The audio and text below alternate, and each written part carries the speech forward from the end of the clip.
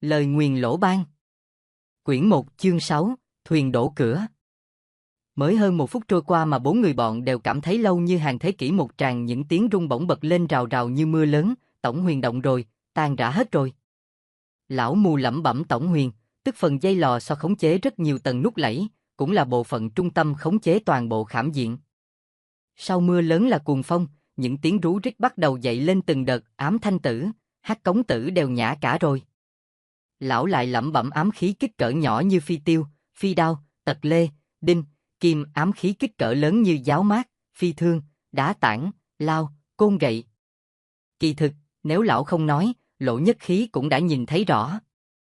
Từ dưới mái che của hai bức chiếu bích phóng ra hàng loạt những ám khí như tên, phi tiêu, giáo mát, còn kèm thêm 2 hàng hỏa tiễn, vài chục ngọn lửa chiếu sáng rực khoảng đất trống trại phía trước cổng chính hướng bắn của tên, phi tiêu, giáo mát rất loạn xạ, không theo một quy luật nào, chỉ lác đác vài cái lao về phía Lỗ Thịnh Hiếu và Quỷ Nhãn Tam, song đều bị Vũ Kim Cương cản lại. Sau cuồng phong, tiếp tục đến sấm sét nổi lên, vọng đến một tràng những tiếng nổ đùng đoàng vang dội. Lỗ Nhất Khí nhìn thấy toàn bộ phần mái của hai bức chiếu bích kỳ dị đang đổ sập xuống. Lão mù kêu lên, thế nào rồi? Thế nào rồi? Cửa mở rồi phải không? Lỗ Nhất Khí cười thầm nghĩ bụng, thì ra cũng có những lúc chú không biết được, sau đó điềm đạm nói, mái che của chiếu bích sập hết rồi. Phần dầm đua ra của mái che dài hơn và thẳng hơn so với mái hiên thông thường đúng không? Đúng vậy, cháu đã nói mà, phần mái che của chiếu bích trông rất bất thường, đây chính là chỗ bất thường nhất. Đây là kiểu mái kéo cung, nếu không phá được tổng huyền, cho dù đứng ở góc độ nào trong phạm vi của nó, đều sẽ bị vật nhọn bắn trúng. Cách thiết kế đến bác của cậu cũng không nhìn ra được, thực là cao minh, thực là cao minh. Nói xong, lão mù bất giác đưa tay phải ra túm chặt lấy ống tay áo của Lỗ Nhất Khí, như thể một người rơi xuống nước túm được con thuyền cứu mạng.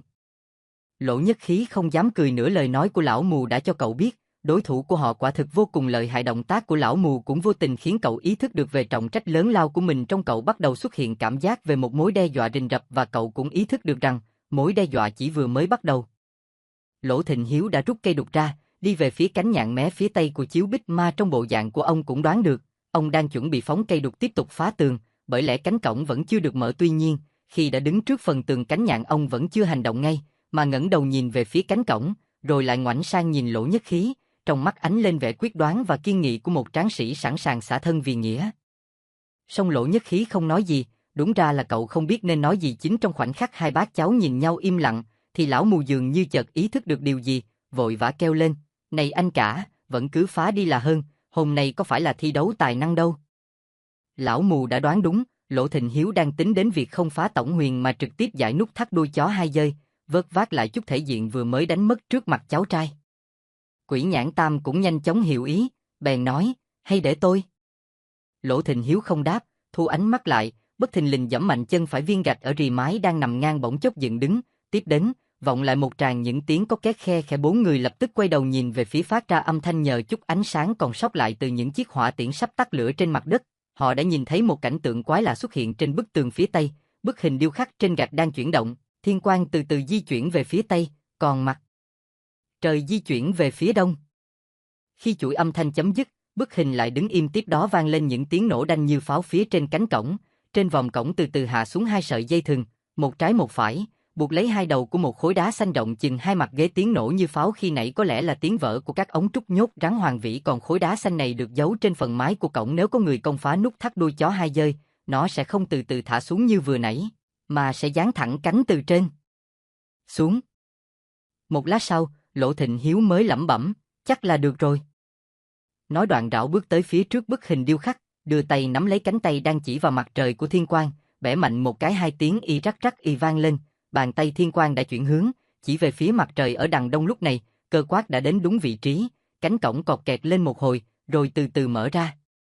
Cơ quát tức là toàn bộ những thiết bị dùng để dự trữ năng lượng và giải phóng năng lượng cho cơ quan. Lỗ Thịnh Hiếu cười lớn, tiếng cười ác cả tiếng cọt kẹt của cánh cổng. Trong thoáng chốc, Lỗ Nhất Khí thấy đôi mắt ông bừng sáng rạng ngời, hào khí muôn trượng. Tiếng cười ngưng bặt, từ khuôn miệng hơi khuất dưới vệt râu bạc trắng, vang lên một giọng nói sang sảng, vạn nhiên bát quái, chấn tốn đổi càn khôn, dùng dây bắn hoàng vĩ, dùng thừng giật đá xanh. Độc địa thay. May mà đám người chúng ta vẫn chưa ai bỏ mạng. Những lời hào sảng của ông như xé toang màn đêm dày đặc bên trong cánh cổng. Lỗ Nhất Khí hơi chau mày lại, cậu cảm thấy trong giọng nói hùng hồn của bác dường như có thoáng chút thiếu tự tin dư âm. Câu nói còn chưa dứt, bên trong cổng bỗng bùng lên hai đốm sáng cỡ bằng quả trứng vịt, đối xứng nhau ở hai bên trái phải, sắc lam pha lục. Đốm sáng không mảy may lay động cho dù gió bắc vẫn đang thổi liên hồi. Lỗ Nhất Khí vốn ngỡ rằng đó là đèn điện, song cậu lập tức nghĩ ra, tuy hiện nay cũng có một số rất ít nhà đã sử dụng đèn điện, nhưng ở một nơi như thế này, điều đó chắc chắn là không thể. Sở điện lực chưa thể kéo dây điện tới khu vực hoang vu chỉ duy nhất một ngôi nhà trơ trọi như thế này. Vậy phải chăng chúng cũng là một loại đá phát sáng giống như viên đá cậu đang cầm trong tay?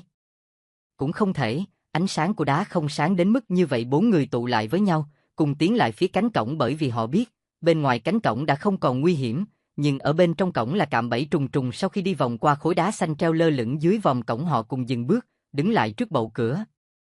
Giờ đây khi đã đến sát gần, Lỗ Nhất Khí đã nhìn thấy rõ hai đốm sáng bên trong cổng. Quả thực là hai ngọn đèn, là hai đĩa đèn dầu treo phía trên cây xà dưới vòm cổng, nhưng kỳ lạ là ở chỗ, ngọn lửa trên hai đĩa đèn không khác gì ngọc thạch lưu ly, gió thổi cũng không lay động, không biết là được đốt bằng loại dầu gì. Nhìn sang hai bên, không thấy có phòng bên cổng, một trạch viện quy mô lớn như vậy lại không có phòng bên cổng, mà chỉ có tường đặc.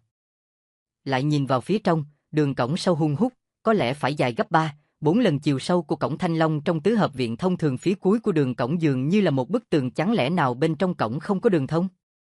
Hay là đường đi trước đây đã bị lấp kín? Hay là đang ngầm tuyên bố với những kẻ xâm nhập rằng, có vào rồi bất quá cũng chỉ đi được vài bước mà thôi, hãy mau mau trở ra là hơn. Bấy giờ, viên đá phát sáng trong tay Lỗ Nhất Khí đã trở nên dư thừa, cậu đưa trả lại cho bác, song ông lắc đầu mà nói, con hãy giữ lấy, về sau có lẽ sẽ cần dùng tới. Lỗ Nhất Khí nghe vậy, bèn tiện tay cất nó vào trong túi vải thô. Lão mù nghe Lỗ Thịnh Hiếu nói vậy, bèn hỏi, sao thế anh cả? Có đèn à? Lỗ Thịnh Hiếu bèn đáp, đúng vậy, nhưng không biết chúng có ổn hay không?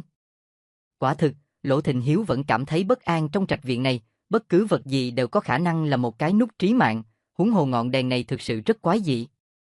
Nguyên văn là khấu hay khấu tử, nghĩa là nút, nút thắt, tức là một hoặc một nhóm cơ quan được bố trí trong khảm diện, dùng để ngăn chặn hoặc giết chết những ai lọt vào trong khảm diện. Lão mù lại hỏi, anh cả, vậy giờ có vào không? Vào. Đã tới nước này, đây là sự lựa chọn duy nhất. Vừa nghe thấy lời đáp dứt khoát của Lỗ Thịnh Hiếu, Quỷ Nhãn Tam thoát cái đã nhảy vào trong cổng, vũ kim cương trong tay hắn nhanh chóng bật ra, che chắn toàn bộ cơ thể. Lỗ Thịnh Hiếu cười ha hả, nói, này cháu, vội gì thế, đợi chúng ta cùng vào chứ.